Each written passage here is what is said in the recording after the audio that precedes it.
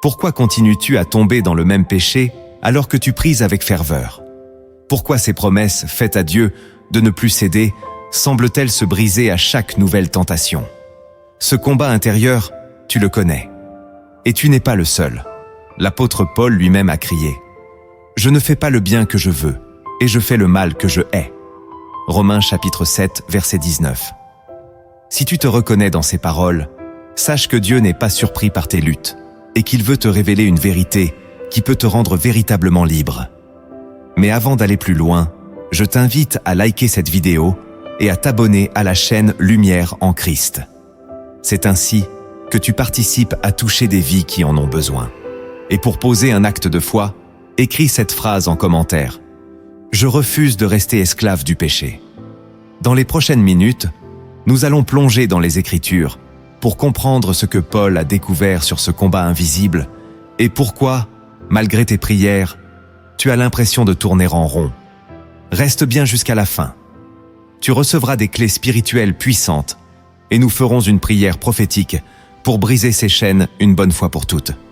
Pour comprendre pourquoi tu continues à lutter contre le péché malgré tes prières, il faut plonger dans le cœur des Écritures. L'apôtre Paul, dans Romains chapitre 7, décrit avec une honnêteté désarmante ce combat intérieur. « Car je ne sais pas ce que je fais. Je ne fais point ce que je veux, et je fais ce que je hais. » Romains chapitre 7, verset 15. Ce passage révèle que le problème ne vient pas d'un manque de volonté, mais d'une nature profonde marquée par le péché. Depuis la chute d'Adam et Ève, Genèse chapitre 3, l'homme est né avec une inclination vers le mal. Ce n'est pas une simple faiblesse de caractère, c'est une loi spirituelle. Le péché habite en moi. Romains chapitre 7, verset 17. Cette vérité est souvent mal comprise aujourd'hui. Beaucoup pensent que la solution consiste à prier plus fort ou à multiplier les bonnes actions, mais Paul nous montre que le problème est plus profond. Il ne s'agit pas seulement de changer un comportement extérieur, il faut une transformation intérieure que seul le Saint-Esprit peut accomplir. Jésus a dit « Sans moi, vous ne pouvez rien faire ». Jean chapitre 15, verset 5. C'est pourquoi tes efforts personnels, aussi sincères soient-ils, échouent souvent. Le monde actuel préfère minimiser le péché, le renommer ou le justifier. Mais l'Écriture est claire. Le péché est un maître cruel qui te rend esclave si tu lui ouvres la porte. Jean chapitre 8, verset 34. Et tant que cette dimension spirituelle n'est pas comprise, le croyant reste dans un cycle de culpabilité et de rechute. Mais il y a une espérance. Là où le péché a abondé, la grâce a surabondé. Romains chapitre 5, verset 20. Cette grâce n'est pas seulement un pardon, c'est une puissance pour briser le pouvoir du péché dans ta vie. Et c'est cette réalité que Paul va nous dévoiler et que nous allons explorer ensemble. Tu viens de comprendre que le problème du péché n'est pas simplement un manque de volonté, mais une nature spirituelle enracinée en toi. C'est ici que nous devons aller plus loin. Dans cette première partie, nous allons explorer 7 principes bibliques que Paul a mis en lumière, des vérités profondes qui vont t'aider à comprendre pourquoi tu tombes malgré tes prières et comment, avec Christ, tu peux briser ce cycle.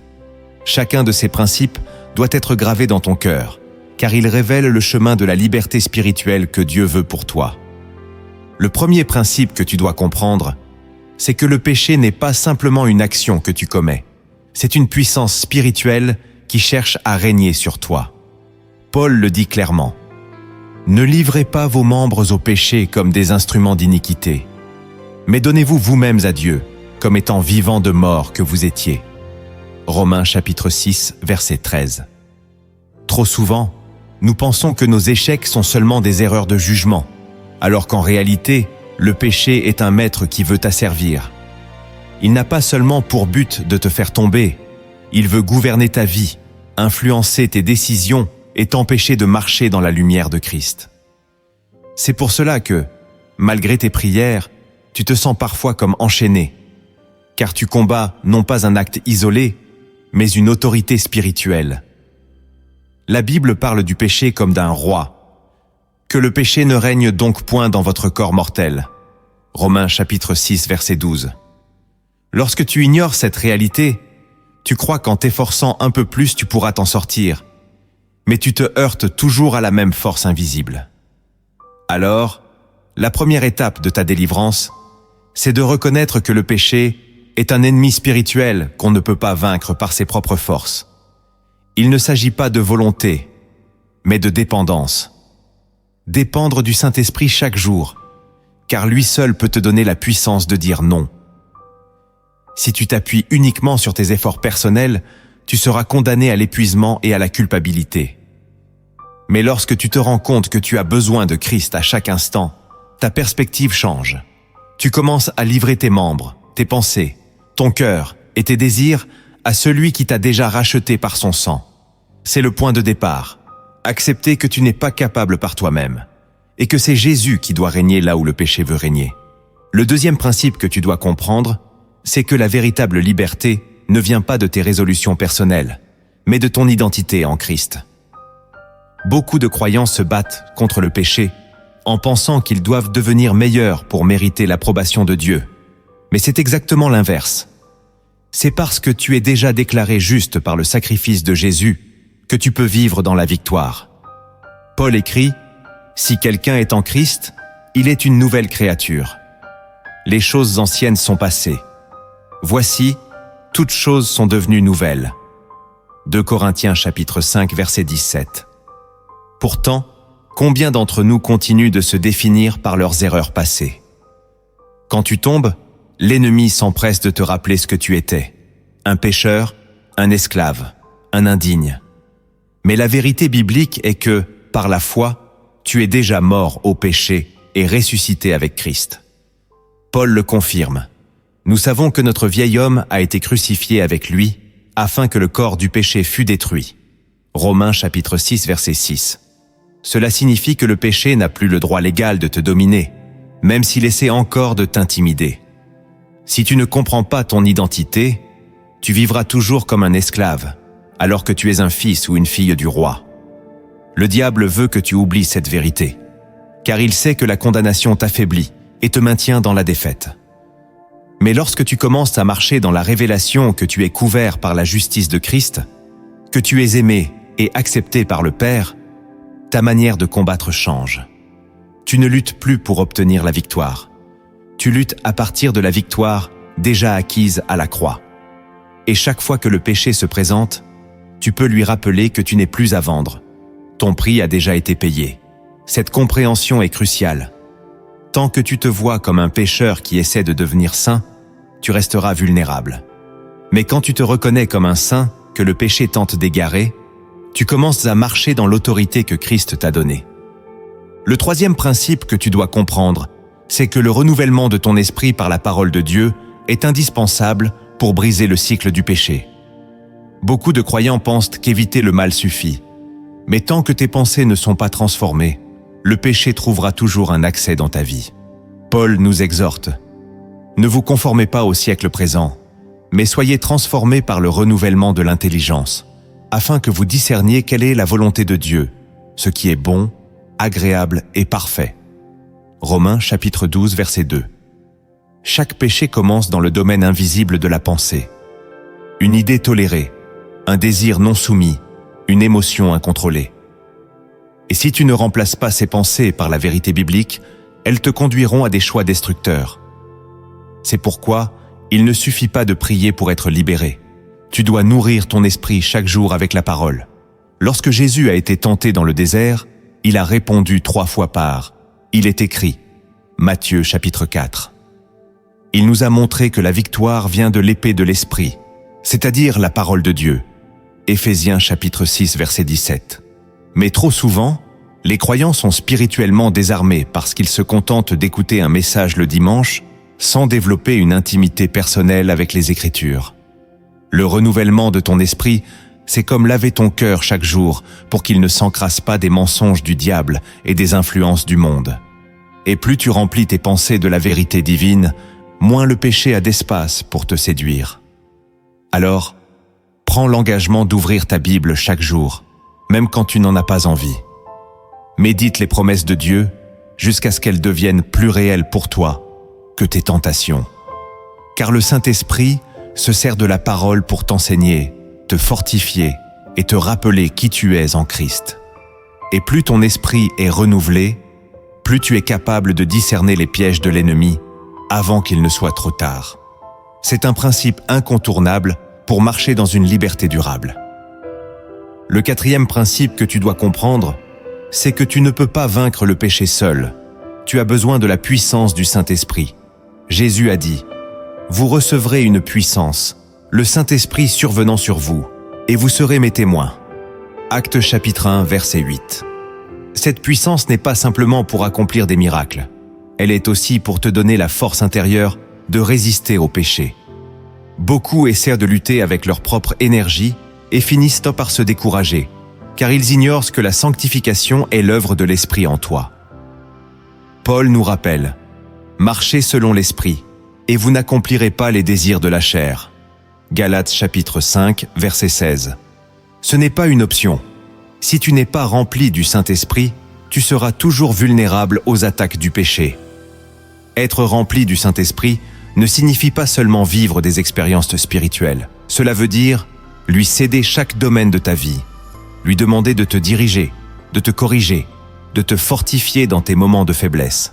Quand tu es tenté, c'est lui qui te rappelle la parole de Dieu, qui t'avertit du danger, qui t'équipe pour dire non. Mais si tu ignores sa voix, ou si tu attristes l'esprit par la désobéissance, tu perds cette force intérieure, et tu redeviens la proie de tes anciennes chaînes. C'est pour cela qu'il est vital d'entretenir ta relation avec le Saint-Esprit chaque jour, par la prière, par la louange, par une vie d'obéissance. Demande-lui de t'aider à identifier les zones de ta vie où le péché trouve encore un accès. Invite-le à t'envahir de sa présence, car là où il règne, le péché perd son pouvoir. Et sache que le Saint-Esprit n'est pas un invité occasionnel. Il est le consolateur, le guide et le défenseur qui vit en toi. Si tu lui fais confiance, il t'élèvera au-dessus de la tentation et te rappellera que tu es appelé à marcher dans la sainteté, non par peur de Dieu, mais par amour pour lui. Le cinquième principe que tu dois comprendre, c'est que le péché prospère dans le secret, mais il perd sa force lorsqu'il est exposé à la lumière. Jésus a dit « Car tout ce qui est caché sera révélé, et tout ce qui est secret sera connu. » Luc chapitre 8, verset 17. Beaucoup de croyants restent prisonniers de certaines habitudes parce qu'ils gardent leur lutte pour eux-mêmes. La honte, la peur du jugement ou la culpabilité les poussent à se cacher. Et c'est dans cet isolement que le péché prend racine et se renforce. Mais la Bible nous exhorte. Confessez donc vos péchés les uns aux autres et priez les uns pour les autres afin que vous soyez guéris. Jacques chapitre 5, verset 16. La confession n'est pas une humiliation, c'est un acte de libération. Lorsque tu exposes tes luttes à un frère ou une sœur mûre dans la foi, tu casses le cycle du secret qui donne au diable un terrain fertile pour t'accuser et te maintenir dans la honte. Cela ne veut pas dire raconter tes faiblesses à tout le monde, mais trouver une personne de confiance, remplie du Saint-Esprit, qui peut prier avec toi et te soutenir. Paul nous rappelle que nous sommes un corps. Si un membre souffre, tous les membres souffrent avec lui. 1 Corinthiens chapitre 12, verset 26. Tu n'as pas été appelé à combattre seul. Lorsque tu décides de briser le silence et d'exposer ce qui t'enchaîne, tu enlèves au diable l'un de ses outils les plus puissants, l'accusation. Et tu permets à la lumière de Christ d'entrer dans tes ténèbres. C'est une étape difficile, mais c'est un tournant décisif vers la liberté. Alors, ne garde plus tes luttes dans l'ombre. Prends aujourd'hui la décision de chercher l'aide d'un frère, d'un mentor ou d'un pasteur. La victoire ne viendra pas par l'isolement, mais par l'unité dans le corps de Christ. Écris en commentaire « Je choisis de marcher dans la lumière ». Cette déclaration de foi est un pas prophétique qui brise le pouvoir du secret et ouvre la porte à la guérison que Dieu veut t'apporter. Le sixième principe que tu dois comprendre, c'est que le péché gagne du terrain lorsque tu tolères des compromis dans ta vie spirituelle. La Bible nous avertit « Un peu de levain fait lever toute la pâte » Galates chapitre 5, verset 9. Cela signifie que de petites désobéissances apparemment insignifiantes, peuvent ouvrir de grandes brèches spirituelles. Beaucoup de croyants tombent parce qu'ils laissent des portes entr'ouvertes. Une relation toxique qu'ils refusent de couper. Une habitude qu'ils considèrent pas si grave. Des contenus qu'ils consomment et qui nourrissent leur chair. Ces petites concessions deviennent des liens forts que l'ennemi utilise pour te garder captif. Paul nous exhorte. Ne donnez pas accès au diable. Éphésiens chapitre 4, verset 27. Chaque fois que tu choisis de minimiser le péché, tu permets à l'ennemi d'installer son influence dans ta vie. La clé, c'est de faire le ménage spirituel. Examiner honnêtement les domaines où tu as laissé des compromis et demander au Saint-Esprit de t'aider à y mettre fin. Cela peut signifier couper une amitié qui t'entraîne loin de Dieu, supprimer une source de tentation de ton quotidien, ou renoncer à une pratique qui attriste le Saint-Esprit. Et cette décision n'est pas toujours facile. Elle demande du courage et de la détermination. Mais chaque pas de renoncement te rapproche de la liberté. Jésus a dit « Si ton œil droit est pour toi une occasion de chute, arrache-le et jette-le loin de toi. » Matthieu chapitre 5, verset 29. Bien sûr, il ne parlait pas littéralement, mais il révélait un principe. Il vaut mieux perdre quelque chose de précieux à tes yeux que de perdre ton intégrité spirituelle. Si tu veux marcher dans la victoire, tu dois être prêt à fermer les portes qui donnent accès au péché. La tolérance du compromis n'est pas un signe de maturité. C'est une stratégie subtile du diable pour affaiblir ta résistance. Plus tu choisis de marcher dans l'obéissance radicale, plus tu fortifies ton esprit contre ses attaques. Le 7e principe que tu dois comprendre, c'est que ta victoire sur le péché se construit dans la persévérance et non dans l'instantanéité. Beaucoup de croyants veulent une délivrance immédiate. Ils prient, ils jeûnent et espèrent ne plus jamais ressentir la tentation. Mais la Bible nous enseigne que la marche avec Dieu est un chemin. Marchez selon l'Esprit, et vous n'accomplirez pas les désirs de la chair. Galates chapitre 5 verset 16. Paul utilise le mot « marcher ».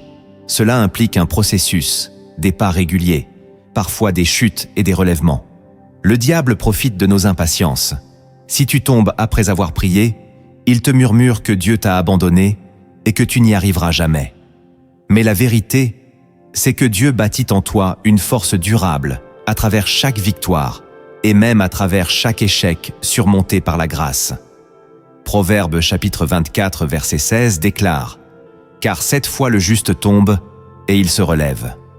Ce verset n'excuse pas le péché, mais il te rappelle que la persévérance est l'arme qui déjoue l'ennemi. Chaque fois que tu refuses de rester au sol après une chute, tu affaiblis l'emprise du diable sur ta vie. La victoire ne viendra pas seulement parce que tu as crié à Dieu une fois. Elle viendra parce que tu as choisi de marcher chaque jour avec lui, même quand tu te sens faible. Et tu ne marches pas seul. Le Saint-Esprit t'accompagne, te relève et te conduit. C'est ainsi que tu bâtis une discipline spirituelle, en priant régulièrement, en méditant la parole, en refusant les compromis et en t'entourant de frères et sœurs qui t'encouragent. Paul écrivait « Je traite durement mon corps, et je le tiens assujetti, de peur d'être moi-même rejeté, après avoir prêché aux autres. » 1 Corinthiens chapitre 9, verset 27. Cette persévérance, Dieu l'honore. Et bientôt, tu verras que le péché qui te dominait hier n'a plus de pouvoir sur toi aujourd'hui. C'est un combat, mais c'est un combat déjà gagné en Christ. Ta part, c'est de continuer à marcher sans te relâcher. Maintenant que tu as compris ces 7 principes fondamentaux, il est temps d'aller plus loin et de plonger dans les vérités cachées que Paul a révélées au sujet du péché et de la liberté en Christ. Ces vérités sont souvent méconnues ou mal comprises, et pourtant elles contiennent les clés d'une transformation spirituelle profonde. Elles vont te permettre de comprendre non seulement pourquoi le péché semble si persistant, mais aussi comment marcher dans une victoire durable. Prépare ton cœur. Ce que nous allons voir maintenant peut changer ta manière de te voir, de prier et de vivre ta foi au quotidien. La première vérité cachée que tu dois comprendre, c'est que tu es déjà mort au péché en Christ, même si tu ressens encore ses attaques. Paul déclare « Ainsi vous-même, regardez-vous comme morts au péché et comme vivants pour Dieu en Jésus-Christ. » Romains chapitre 6 verset 11. Cela peut paraître contradictoire, Comment puis-je être mort au péché alors que je ressens encore la tentation? La clé, c'est de comprendre que cette mort est une réalité spirituelle. À la croix, ton vieil homme, c'est-à-dire ta nature dominée par le péché, a été crucifié avec Christ. Romains chapitre 6, verset 6. Mais le diable veut te faire croire que tu es toujours son esclave. Il utilise tes émotions, tes échecs et tes souvenirs pour te convaincre que rien n'a changé. Pourtant, la vérité, c'est que tu as déjà été transféré du royaume des ténèbres au royaume de la lumière. Colossiens chapitre 1, verset 13. Si tu ne connais pas cette réalité, tu continueras à vivre comme un prisonnier alors que la porte de ta cellule est déjà ouverte. Considère la tentation comme une lettre envoyée à une personne décédée. Elle n'a plus d'effet sur toi. Mais cela demande un renouvellement de ton esprit. Chaque jour, tu dois te rappeler que tu n'es plus sous le règne du péché. Cette vérité change tout. Tu ne combats pas pour être libre. Tu combats parce que tu es déjà libre en Christ. Et plus tu affirmes cette réalité par la foi, plus le pouvoir du péché perd son emprise sur ta vie. La deuxième vérité cachée que tu dois comprendre, c'est que le péché tire sa force de la loi, et que seule la grâce en Christ peut le désarmer. Paul explique: « Le péché n'aura point de pouvoir sur vous, puisque vous n'êtes pas sous la loi, mais sous la grâce. » Romains chapitre 6, verset 14. Cette déclaration bouleverse nos raisonnements naturels. Nous pensons souvent qu'en ajoutant plus de règles et de restrictions, nous allons devenir plus saints. Mais la réalité spirituelle est tout autre. Plus tu t'appuies sur tes propres efforts pour respecter la loi, plus le péché se renforce. La loi agit comme un révélateur. Elle met en lumière le mal, mais elle n'a pas le pouvoir de te délivrer de son emprise. Romains chapitre 7, versets 7 à 11. C'est pour cela que de nombreux croyants sincères finissent dans un cycle de condamnation. Ils veulent en bien faire, échouent, culpabilisent et recommencent. Mais Christ est venu pour rompre ce cycle en t'offrant sa grâce, non pas une permission de pécher, mais une puissance pour en être libéré. Cette grâce t'apprend à marcher dans la sainteté par amour et non par peur. Paul le dit à Tite: « La grâce de Dieu, source de salut pour tous les hommes, a été manifestée. Elle nous enseigne à renoncer à l'impiété et aux convoitises mondaines. » Tite chapitre 2 versets 11 et 12. Tant que tu essaieras de te justifier par tes œuvres, tu resteras vulnérable aux accusations de l'ennemi. Mais lorsque tu reçois pleinement la grâce, tu te tiens sur un terrain où le diable n'a plus de droit légal sur toi. C'est cette révélation qui transforme. Tu ne luttes plus pour obtenir l'amour de Dieu. Tu luttes parce que tu es déjà aimé, déjà accepté, déjà racheté. Et c'est cet amour qui devient la force qui te permet de dire non au péché. La troisième vérité cachée que tu dois comprendre, c'est que le péché utilise tes désirs non soumis pour t'enchaîner, mais que le Saint-Esprit peut aligner tes désirs sur ceux de Dieu.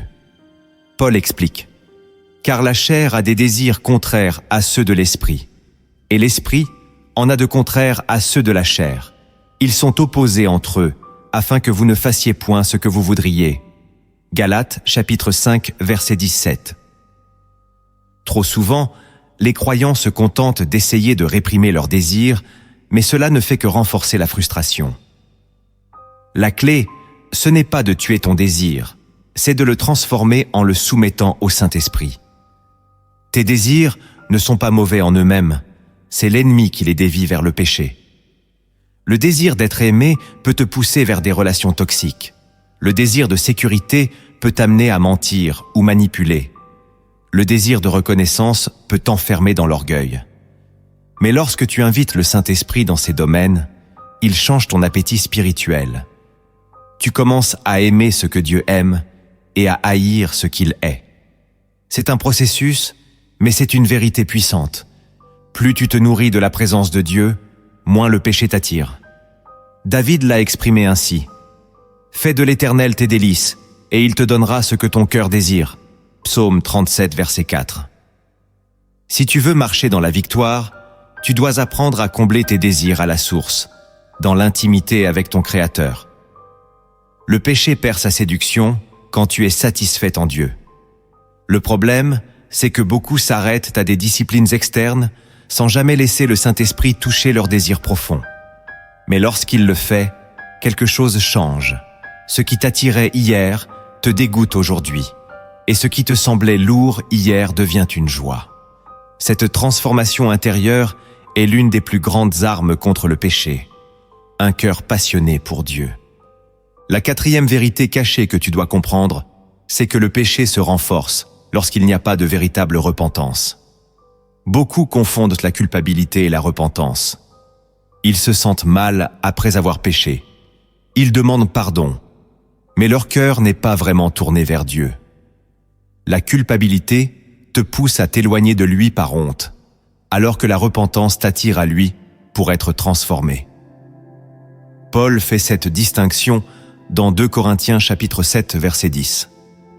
La tristesse selon Dieu produit une repentance à salut dont on ne se repent jamais, tandis que la tristesse du monde produit la mort. La tristesse du monde, c'est pleurer parce que tu as été pris, parce que tu as peur des conséquences ou parce que tu as honte. Mais la tristesse, selon Dieu, naît de l'amour. Tu es attristé d'avoir attristé ton Père céleste, et cela te conduit à changer de direction. La repentance véritable n'est pas un simple regret. C'est une décision ferme de renoncer au péché et de marcher dans la lumière. Jean l'explique clairement. Si nous confessons nos péchés, il est fidèle et juste pour nous les pardonner et pour nous purifier de toute iniquité. 1 Jean chapitre 1 verset 9. Beaucoup se confessent sans se laisser purifier. Ils demandent pardon, mais ils gardent en eux les mêmes dispositions qui les ramèneront à la chute. C'est pourquoi le péché reste fort. La vraie repentance inclut une rupture. Couper les liens avec les sources de tentation. Abandonner ce qui te ramène loin de Dieu. Accepter d'être repris et corrigé par le Saint-Esprit. Elle n'est pas toujours confortable. Parfois, elle te coûtera des relations, des habitudes, ou même des ambitions personnelles. Mais elle te rend libre. C'est pour cela que Satan veut t'enfermer dans une fausse repentance. Il sait que tant que tu vis dans le regret sans changement, tu seras vulnérable. Mais quand tu choisis de revenir sincèrement vers Dieu, le péché perd son emprise et la grâce de Christ te restaure. La cinquième vérité cachée que tu dois comprendre, c'est que tu ne pourras pas vaincre le péché si tu n'as pas une vision claire de ta destinée en Christ. L'ennemi sait qu'un croyant sans but est un croyant vulnérable. Paul dit « Je cours vers le but pour remporter le prix de la vocation céleste de Dieu en Jésus-Christ. » Philippiens chapitre 3 verset 14. Ce verset révèle un principe puissant. C'est parce que Paul avait les yeux fixés sur le plan de Dieu pour sa vie qu'il pouvait refuser les distractions et les tentations. Lorsque tu ignores qui tu es et où tu vas, chaque compromis semble acceptable. Mais quand tu sais que tu es appelé à régner avec Christ, tu comprends que le péché n'a pas sa place dans ta marche. Le diable veut que tu vives centré sur ton passé et tes échecs, car il sait que tu ne verras pas la gloire qui t'attend. Mais la parole déclare « Quand Christ, votre vie, paraîtra, alors vous paraîtrez aussi avec lui dans la gloire. » Colossiens chapitre 3 verset 4. Cette perspective éternelle change ta manière de vivre aujourd'hui. Tu n'acceptes plus les petites compromissions qui te volent ta destinée. Tu choisis la pureté, parce que tu as compris que ton appel est trop grand pour être souillé. Et c'est ici que tu dois déclarer par la foi. Je refuse de laisser le péché me voler mon héritage en Christ. Écris cette phrase en commentaire maintenant, comme un acte prophétique. C'est une manière de te positionner publiquement contre l'ennemi. Cette vérité te libère. Tu n'es pas en train de résister au péché simplement pour être un bon chrétien. Tu résistes parce que tu es un fils ou une fille du roi, destiné à manifester sa gloire sur la terre. Plus tu fixes tes yeux sur ta destinée, plus les tentations perdent de leur attrait, car tu sais que rien ne vaut le prix de l'appel de Christ. La sixième vérité cachée que tu dois comprendre, c'est que le péché se nourrit des mauvaises influences et des environnements toxiques. La Bible est claire. Ne vous y trompez pas. Les mauvaises compagnies corrompent les bonnes mœurs. 1 Corinthiens chapitre 15 verset 33.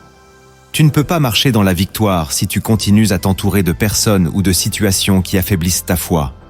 Beaucoup de croyants chutent encore et encore parce qu'ils restent dans des relations qui les tirent vers le bas ou dans des contextes où le péché est normalisé. Ton environnement a un impact direct sur ta vie spirituelle. Ce que tu écoutes, ce que tu regardes, les conversations auxquelles tu participes façonnent ton cœur. Paul exhortait Timothée: fuis les passions de la jeunesse et recherche la justice, la foi, l'amour, la paix, avec ceux qui invoquent le Seigneur d'un cœur pur.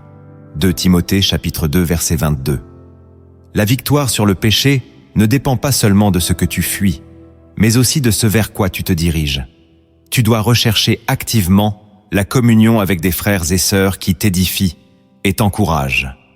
Si tu continues à te nourrir d'images, de paroles et d'amitiés qui affaiblissent ton esprit, tu resteras vulnérable aux attaques du diable. Mais si tu choisis un environnement spirituel sain, tu fortifies ton âme et tu deviens plus sensible à la voix du Saint-Esprit. Cela peut signifier couper des relations, arrêter certaines pratiques ou changer d'habitude de consommation médiatique. C'est un choix radical, mais Jésus nous l'a enseigné. Si ta main droite est pour toi une occasion de chute, coupe-la et jette-la loin de toi. Matthieu chapitre 5 verset 30. Il ne parlait pas littéralement, mais il montrait que ta pureté vaut plus que n'importe quel attachement. Si tu veux vivre libre, tu dois être prêt à sanctifier ton environnement, car ce que tu laisses entrer dans ta vie influence directement ta capacité à marcher dans la sainteté. La 7e vérité cachée que tu dois comprendre, c'est que le péché perd son emprise lorsque tu décides de te nourrir quotidiennement de la présence de Dieu. Jésus a dit: « Je suis le cep, vous êtes les sarments. Celui qui demeure en moi et en qui je demeure porte beaucoup de fruits, car sans moi, vous ne pouvez rien faire. » Jean chapitre 15 verset 5. Ce verset révèle un secret spirituel puissant. La liberté ne vient pas simplement parce que tu as arrêté de faire certaines choses. Elle vient parce que tu as choisi de demeurer connecté à Christ. Beaucoup essaient de vaincre le péché en se concentrant uniquement sur ce qu'ils doivent éviter, mais ils oublient de remplir leur vie de la présence de Dieu. C'est comme quelqu'un qui arrête de manger de la nourriture malsaine, mais qui ne prend jamais le temps de se nourrir sainement. Il finit par mourir de faim spirituelle. Lorsque tu passes du temps dans la prière, l'adoration et la méditation de la parole, ton cœur est rempli de la lumière divine, et le péché perd sa séduction. David l'avait compris. « Je serre ta parole dans mon cœur afin de ne pas pécher contre toi. » Psaume 119, verset 11. C'est une habitude quotidienne, pas seulement quand tu te sens fort, mais surtout quand tu es faible. Tu dois apprendre à chercher Dieu par discipline et non seulement par émotion. Et tu verras qu'au fil du temps, ta sensibilité spirituelle augmentera. Le Saint-Esprit te convaincra plus rapidement, tu discerneras plus vite les pièges du diable et tu seras plus fort pour dire non. Mais cela demande de faire de la présence de Dieu ta priorité. Éteins parfois les distractions, ferme la porte de ta chambre et passe du temps seul avec ton Père céleste. Car le péché ne peut pas régner dans une vie remplie de sa lumière. C'est là que réside ta plus grande force, demeurer en Christ jusqu'à ce que sa vie devienne ta vie. Et c'est ainsi que tu expérimenteras non seulement la victoire sur le péché, mais aussi une communion profonde avec celui qui t'a racheté. Maintenant que tu as découvert ces vérités profondes, il est temps de passer à l'application concrète. La victoire sur le péché ne se limite pas à la connaissance. Elle se manifeste lorsque tu mets en pratique la parole de Dieu dans ta vie quotidienne. Cette partie va te donner des actions claires, des choix et des attitudes à adopter pour que ce que tu as reçu de Christ devienne une réalité visible. Ces 7 actes de transformation spirituelle ne sont pas des formules magiques, ce sont des principes bibliques qui, vécus avec foi et persévérance, te conduiront vers une liberté durable. Prépare ton cœur, car chaque acte que tu vas découvrir est une étape qui t'amènera plus près du plan de Dieu pour toi.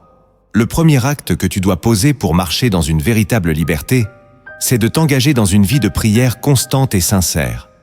Paul nous exhorte « Priez sans cesse » 1 Thessaloniciens chapitre 5, verset 17. Mais la prière dont il est question ici n'est pas une obligation religieuse, c'est un souffle vital. Si tu veux vaincre le péché, Tu dois rester connecté à la source de toute victoire, Jésus-Christ. Beaucoup de croyants limitent leur prière à des moments courts et occasionnels, mais le combat spirituel que tu affrontes exige une communion continue avec Dieu. La prière t'équipe, te protège et te fortifie. Elle te rend sensible à la voix du Saint-Esprit. Plus tu passes du temps avec ton Père, plus ton cœur se transforme à son image. La prière est aussi le lieu où tu déverses tes faiblesses. Au lieu de fuir Dieu après une chute, cours vers lui, confie-lui tes luttes et laisse sa grâce te relever. Jésus a dit à ses disciples dans le jardin de Gethsémane, « Veillez et priez, afin que vous ne tombiez pas en tentation. » Matthieu chapitre 26, verset 41. Ce n'est pas un hasard. La prière te garde éveillé spirituellement. Alors prends un engagement. Commence et termine ta journée en cherchant la face de Dieu. Même dans les moments ordinaires, apprends à lui parler intérieurement. Et quand la tentation frappe, va directement dans sa présence. Tu découvriras que son esprit te donnera la force de dire non.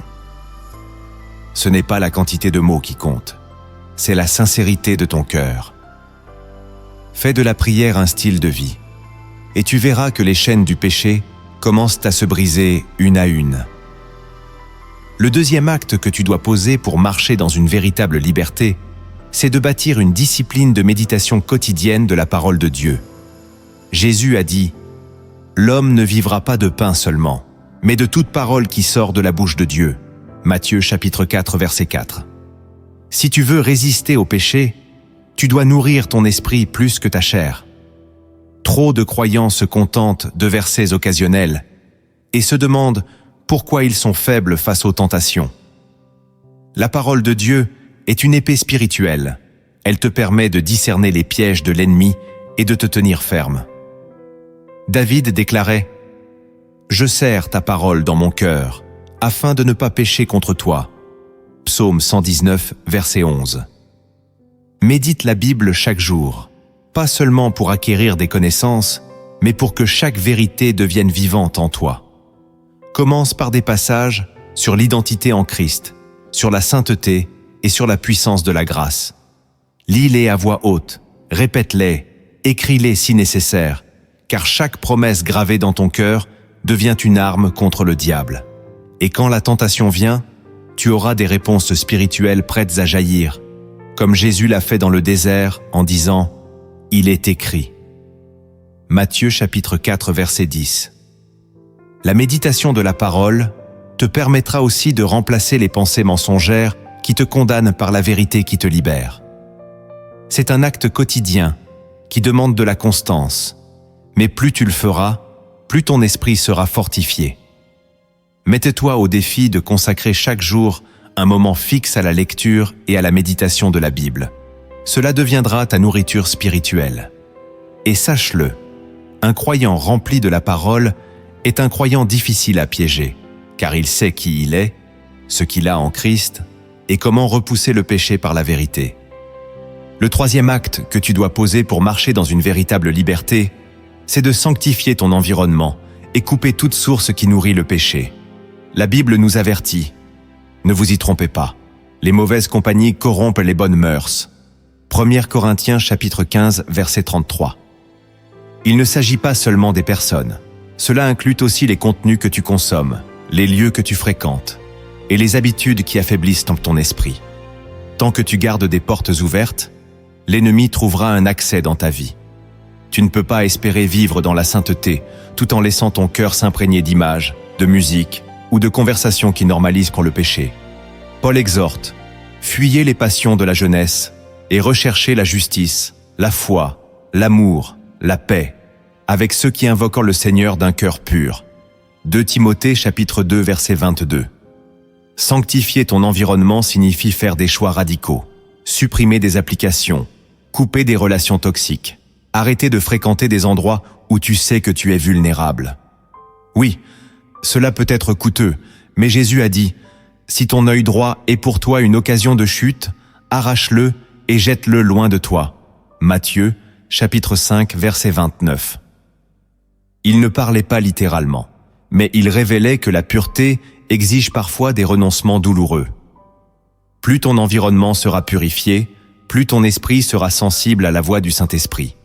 Et n'oublie pas, il ne s'agit pas seulement d'enlever le mal, mais aussi d'ajouter le bien. Remplis ton entourage de louanges, de lectures édifiantes, de relations qui t'encouragent à aimer Dieu. C'est ainsi que tu créeras une atmosphère où le péché étouffe et où la présence de Dieu se manifeste. Fais le choix de fermer toutes les portes qui permettent à l'ennemi d'entrer. Tu verras que ta résistance au péché deviendra plus forte et plus naturelle. Le quatrième acte que tu dois poser pour marcher dans une véritable liberté, c'est d'apprendre à marcher dans une obéissance radicale et immédiate à la voix de Dieu. Beaucoup de croyants tombent dans le péché parce qu'ils repoussent les instructions du Saint-Esprit, pensant qu'ils auront le temps d'y obéir plus tard. Mais chaque délai donne à l'ennemi un terrain pour te faire chuter.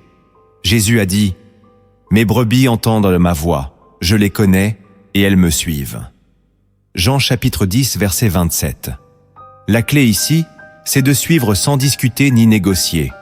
Plus tu retardes l'obéissance, plus tu deviens vulnérable à la tentation. L'Esprit te parlera souvent par des impressions intérieures, un verset qui te revient en mémoire, ou une conviction forte qui te pousse à agir.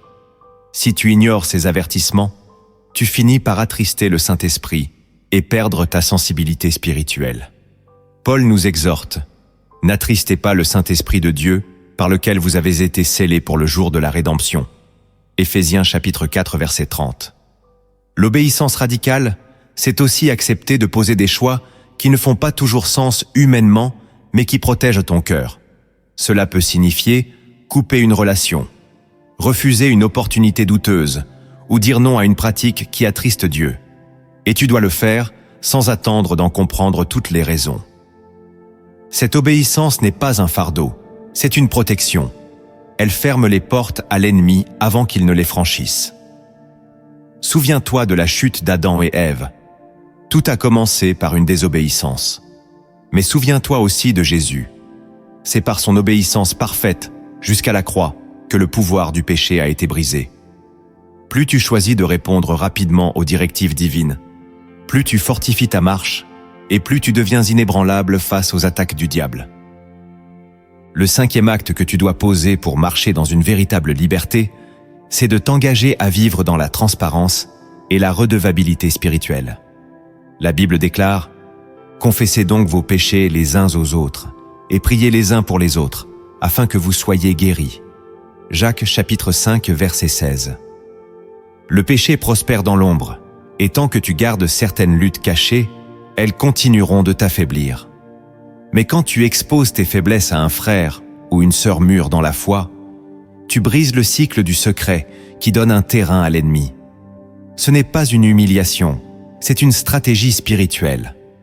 Tu invites la lumière de Christ dans tes ténèbres. La redevabilité te protège, car elle te garde vigilant et te rappelle que tu n'es pas seul dans le combat. Paul rappelle « Nous qui sommes plusieurs, nous formons un seul corps en Christ, et nous sommes tous membres les uns des autres. » Romains chapitre 12 verset 5. La communauté chrétienne n'est pas une option, c'est une arme contre le péché. Si tu veux marcher dans la victoire, tu dois apprendre à demander de l'aide, à recevoir des conseils et à être corrigé quand cela est nécessaire.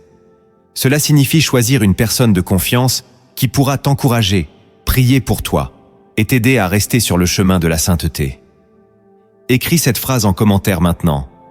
Je choisis de marcher dans la lumière. C'est un acte prophétique qui scelle ta décision de refuser le secret et de permettre à Dieu de travailler pleinement dans ta vie. Plus tu pratiques la transparence, plus le diable perd sa capacité à t'accuser.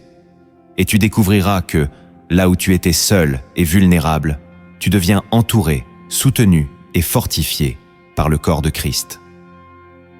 Le sixième acte que tu dois poser pour marcher dans une véritable liberté, c'est de développer une culture de louange et d'adoration dans ta vie quotidienne. La Bible déclare « Dieu siège au milieu des louanges de son peuple » Psaume 22, verset 3. Là où la présence de Dieu est manifestée, le péché et les ténèbres perdent leur pouvoir. Trop de croyants associent la louange uniquement aux réunions d'église. Mais c'est un style de vie qui transforme ton atmosphère spirituelle. Lorsque tu choisis d'adorer Dieu, même dans tes moments de faiblesse, tu déplaces ton focus de ta lutte vers sa grandeur. Et plus tu contemples sa sainteté, plus le péché perd son attrait. Paul et Silas en ont fait l'expérience. Alors qu'ils étaient en prison, ils ont élevé des chants d'adoration et les chaînes sont tombées. Actes, chapitre 16, versets 25 et 26. C'est un principe spirituel. La louange attire la présence de Dieu et brise les chaînes invisibles. Apprends à chanter des cantiques chez toi, à écouter des chants qui exaltent Christ, à élever des paroles de reconnaissance même quand tout semble sombre. Cela change non seulement ton état d'esprit, mais aussi l'atmosphère autour de toi. L'adoration te rend plus sensible à la voix du Saint-Esprit. Elle te fortifie intérieurement pour dire non au péché. Et n'oublie pas, la louange n'est pas conditionnée par tes émotions. Ce n'est pas seulement quand tu te sens bien, c'est un choix volontaire de magnifier Dieu au-dessus de tout. Plus tu pratiques cette culture, plus ta vie deviendra un sanctuaire pour sa présence. Et là où Dieu règne, le péché ne peut plus te dominer. C'est pourquoi il est vital d'installer cette discipline. Commence ta journée en adorant.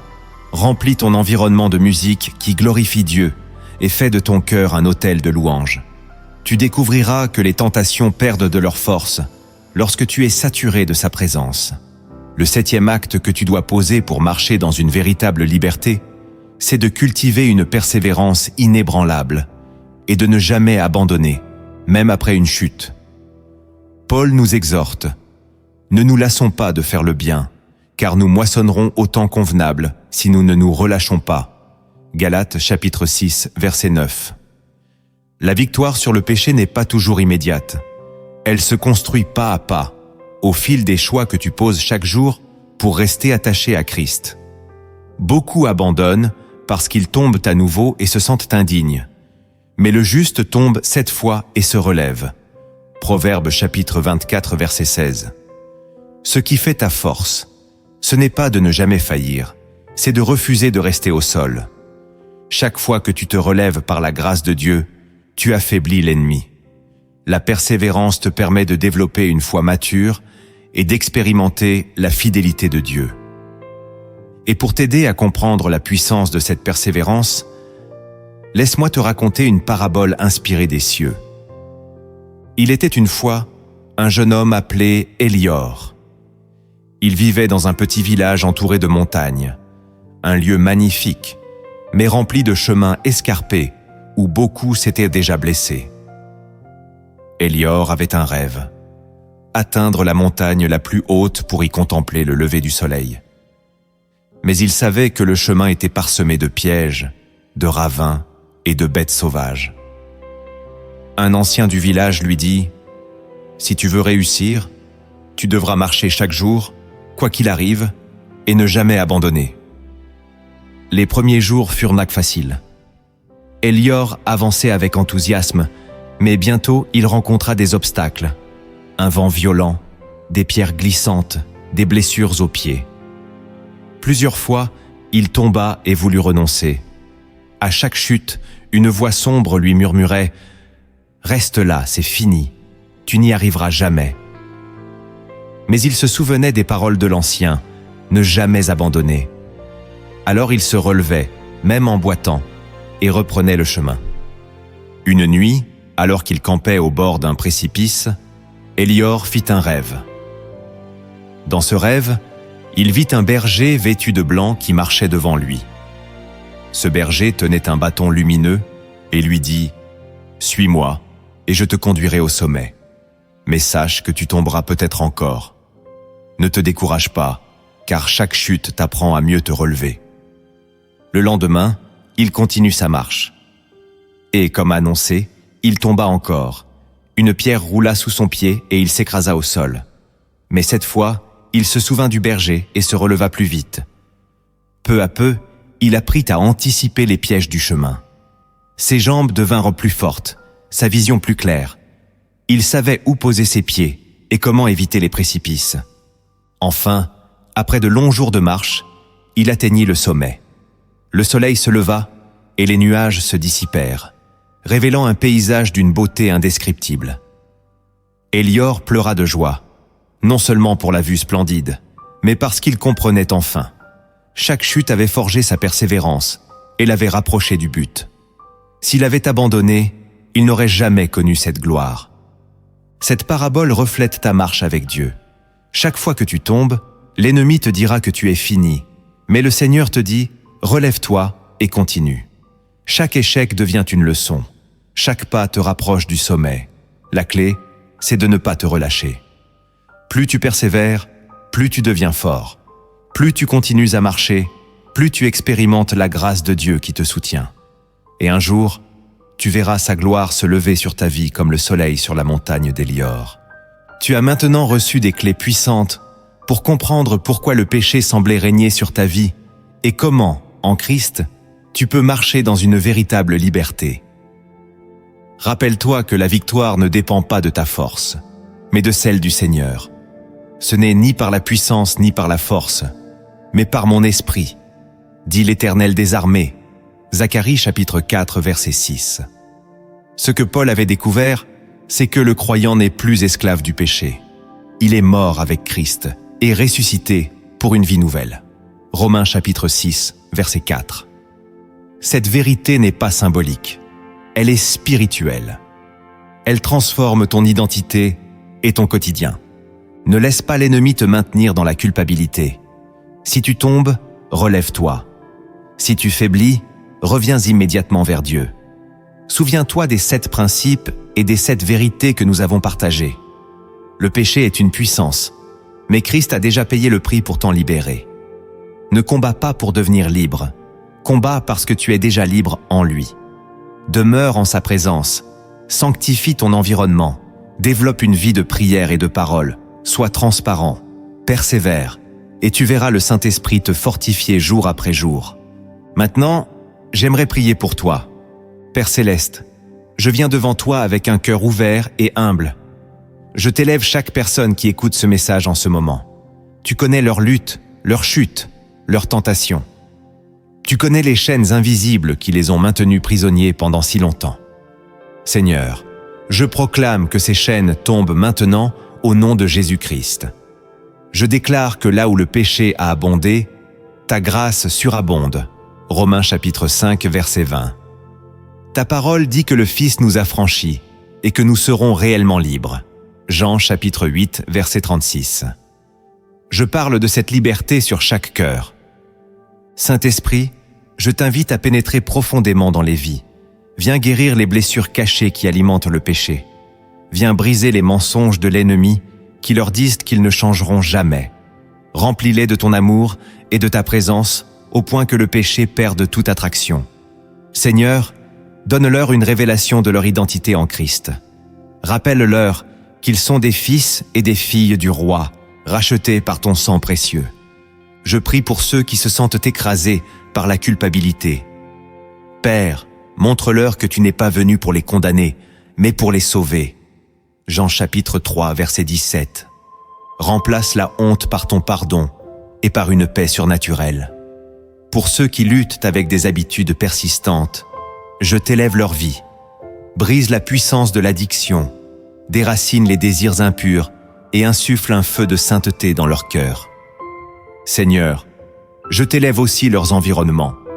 Éloigne d'eux les mauvaises influences et entoure-les de frères et de sœurs qui les fortifieront dans leur marche avec toi. Aide-les à être courageux pour couper les compromis et sanctifier leur vie. Apprends-leur à se nourrir de ta parole chaque jour et à bâtir un autel de prière et d'adoration dans leur maison. Saint-Esprit, je prie que tu les remplisses à nouveau. Donne-leur une sensibilité accrue à ta voix. Avertis-les avant la chute et fortifie-les pour dire non à la tentation. Aide-les à persévérer même lorsqu'ils tombent. Comme tu l'as fait pour Pierre après son reniement, restaure-les et rends-les plus forts que jamais. Seigneur, fais de leur vie des témoignages vivants de ta grâce et de ta puissance. Père, je proclame qu'à partir de ce jour, une nouvelle saison commence. Une saison où le péché ne régnera plus dans leur corps mortel. Romains chapitre 6, verset 12. Où chaque croyant qui reçoit cette prière marche avec assurance et autorité. Merci Seigneur, car tu es fidèle pour achever l'œuvre que tu as commencée en eux. Philippiens chapitre 1, verset 6. Je t'élève cette prière au nom de Jésus-Christ. Amen. Aujourd'hui, tu dois décider, continuer à subir ou marcher dans la liberté que Christ t'offre. Si ce message t'a parlé, partage-le autour de toi. Il y a des vies qui ont besoin d'entendre ces vérités. Écris aussi en commentaire ce que le Saint-Esprit a déposé dans ton cœur. Ton témoignage peut être une source d'encouragement pour d'autres. Et si tu n'es pas encore abonné, abonne-toi dès maintenant à la chaîne Lumière en Christ et active la cloche pour ne manquer aucun message qui fortifie ta foi. Rappelle-toi ceci, le péché n'aura pas le dernier mot dans ta vie. La victoire de Christ sur la croix t'appartient dès aujourd'hui. Marche dans cette vérité, déclare-la, vis-la, et tu verras la gloire de Dieu se manifester puissamment.